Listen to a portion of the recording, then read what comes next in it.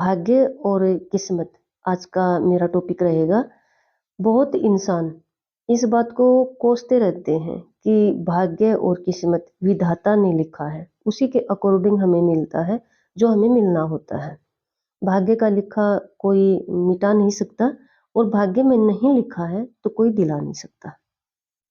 देखो, एक शक्ति है, एक पावर है जिसको हम यूनिवर्स पावर बोलते हैं, जिसको हम ब्रह्मांड की पावर बोलते हैं, जिसको हम प्रकृति की पावर बोलते हैं और जिसको हम अपने धर्म के हिसाब से किसी देवी देवता का नाम बोलते हैं, भगवान बोलते हैं।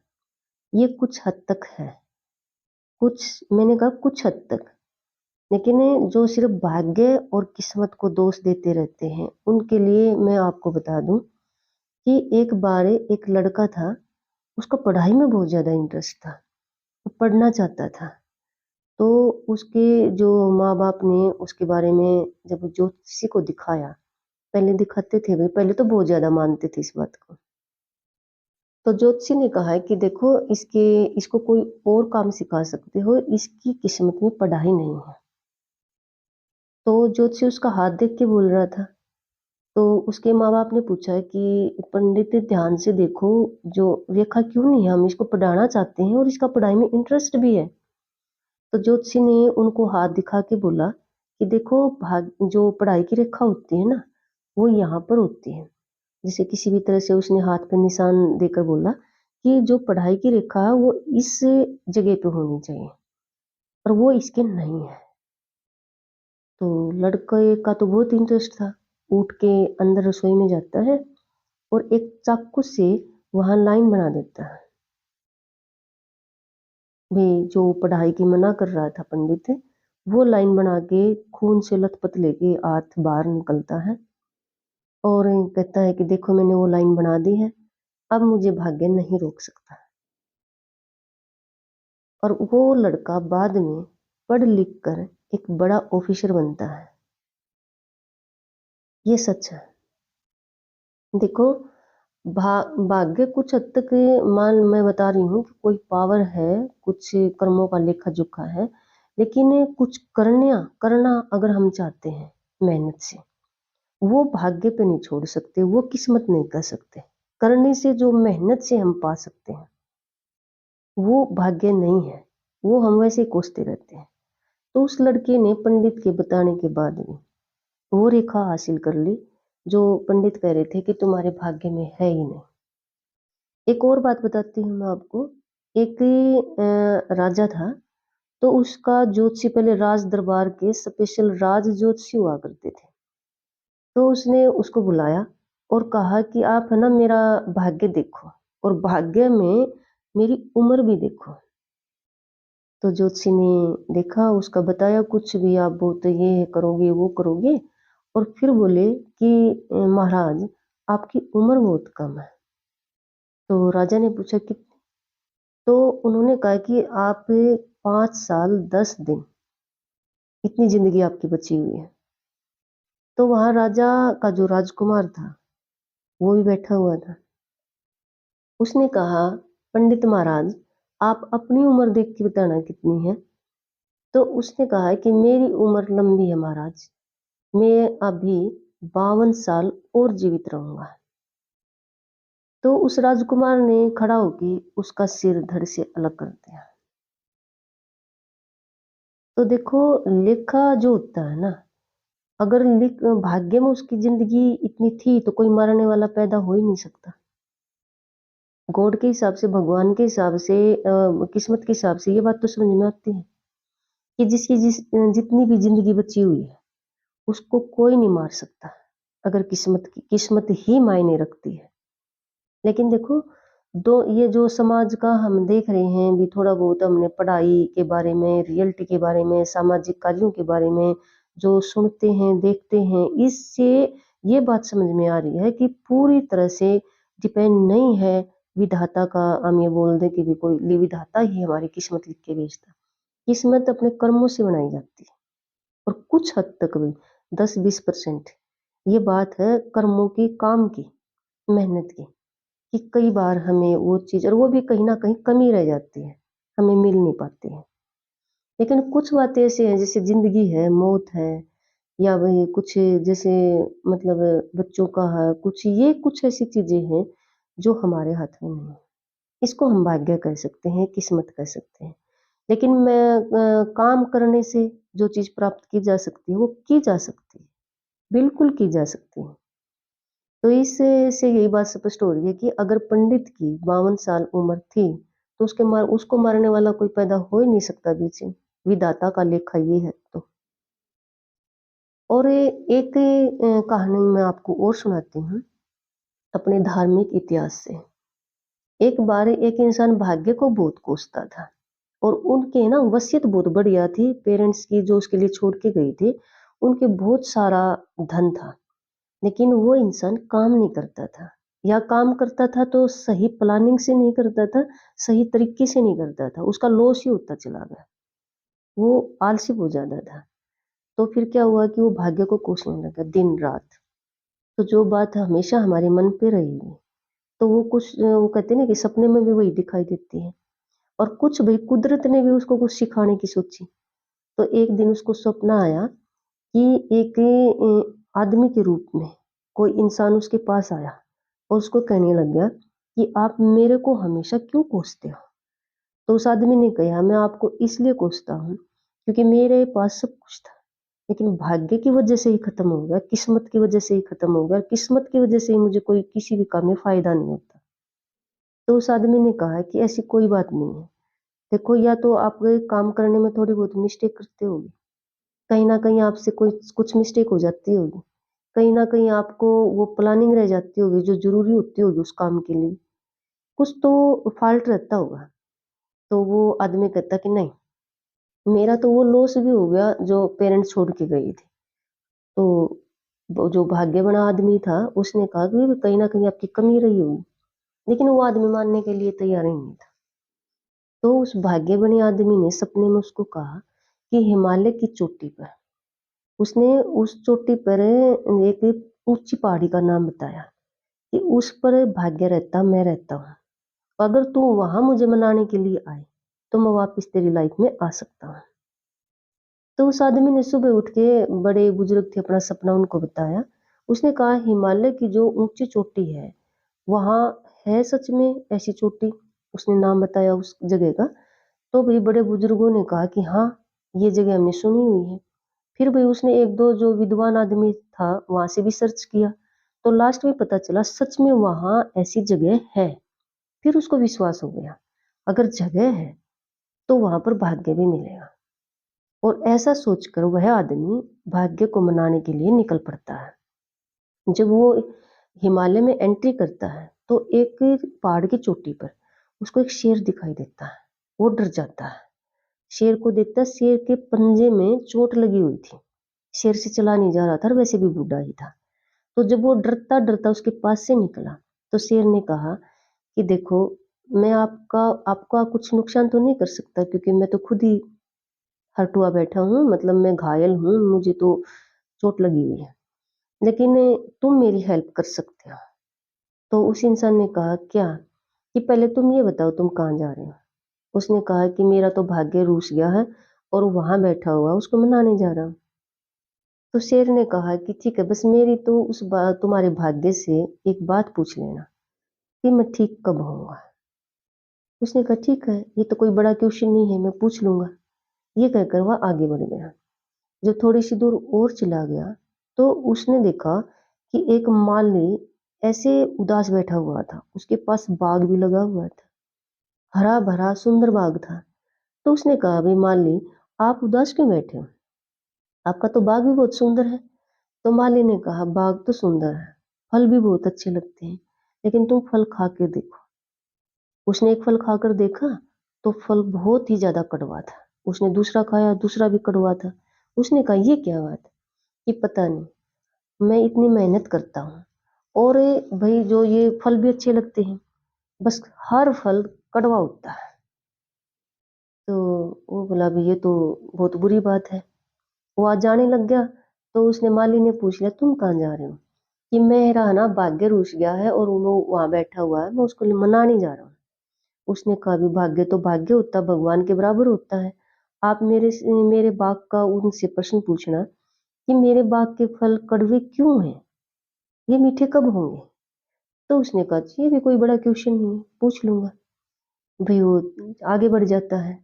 आगे जाता है तो उसको देखो भूख भी लगी होती है और वो चाहता है थोड़ी देर आराम करना भी। वो इधर-उधर देख रहा होता है, उसको एक बिल्कुल राजमहल की तरह एक बिल्डिंग दिखाई देती है। वो वहाँ जाता है, अंदर मतलब जैसे राजा-महाराजा हुआ करते थे, अंदर से वो इतना बड़ा राजमहल था।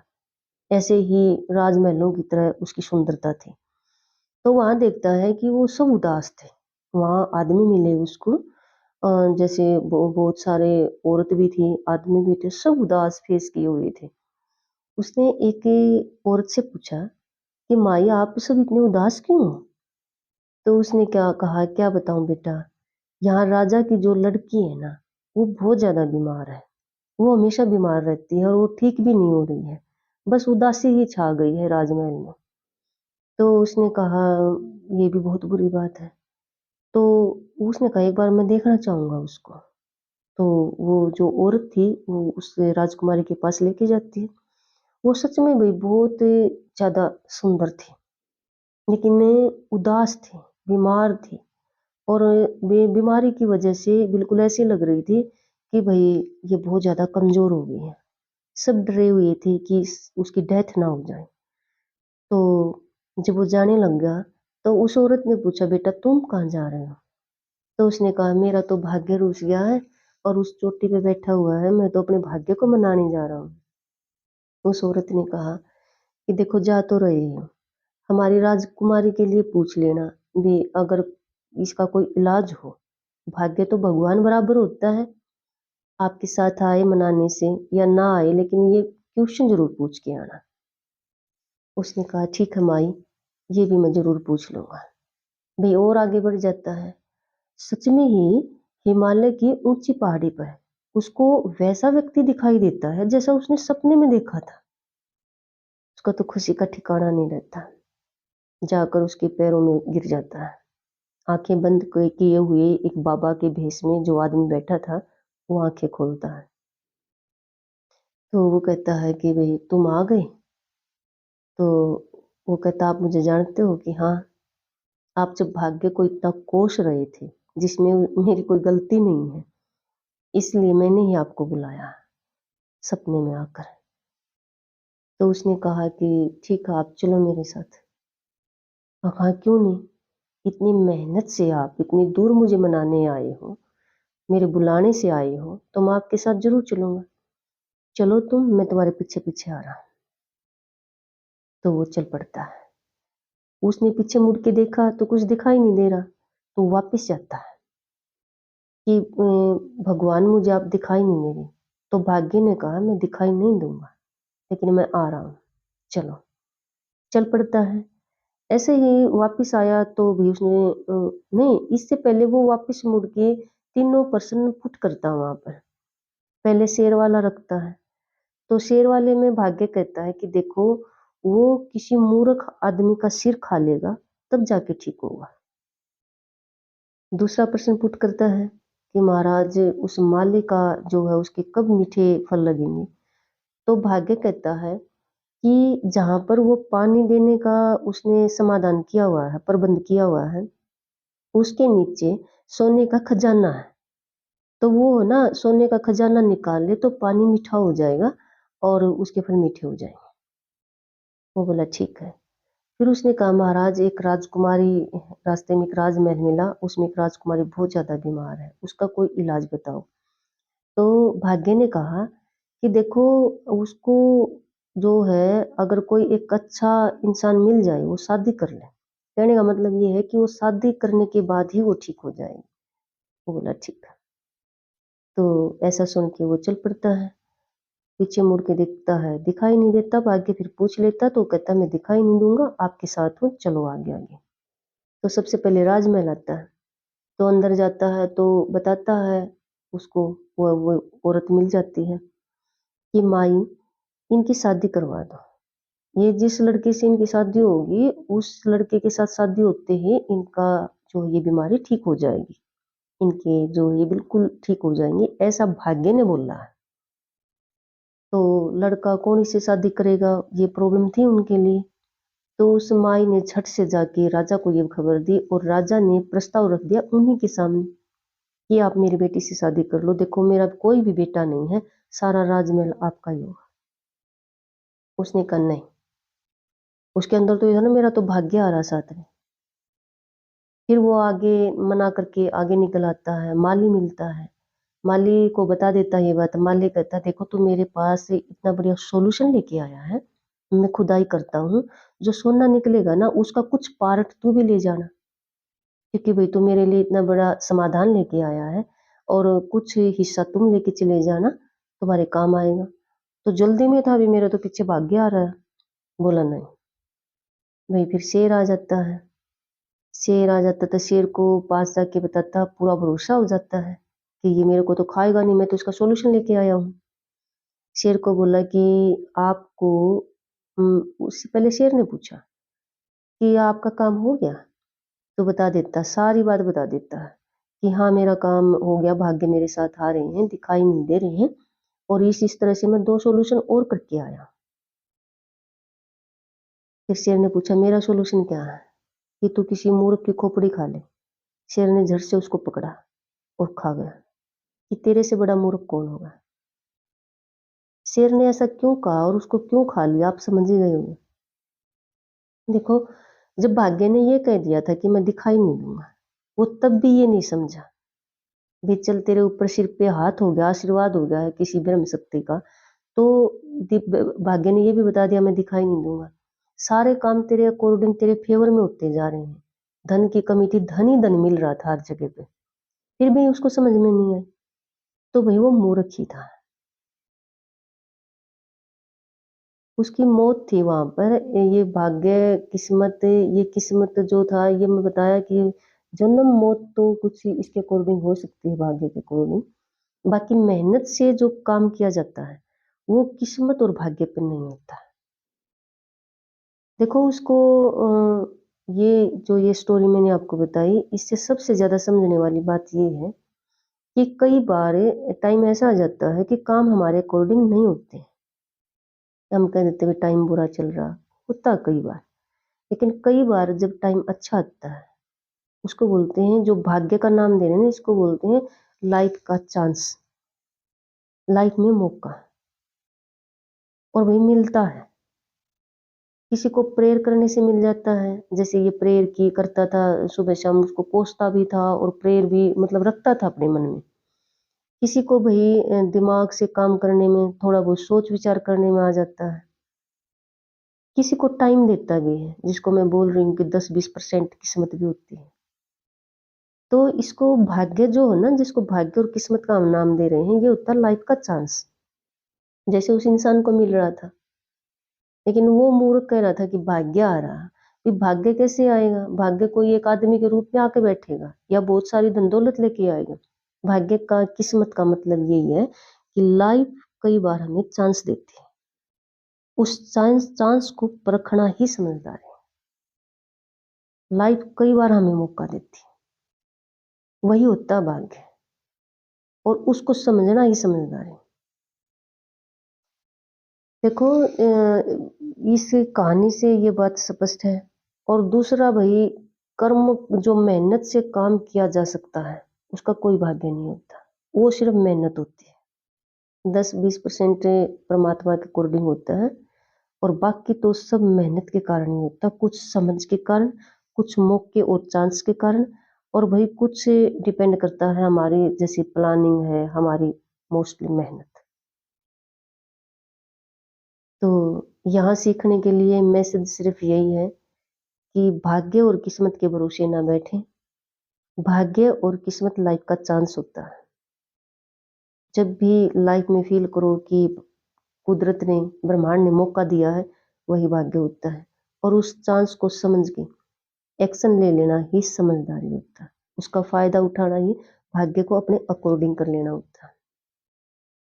तो हमेशा अपने कर्म पर विश्वास करें, मेहनत पर विश्वास करें, और जो करने की ठान लेना उसको करते रहें, स्टॉप ना लगाएं।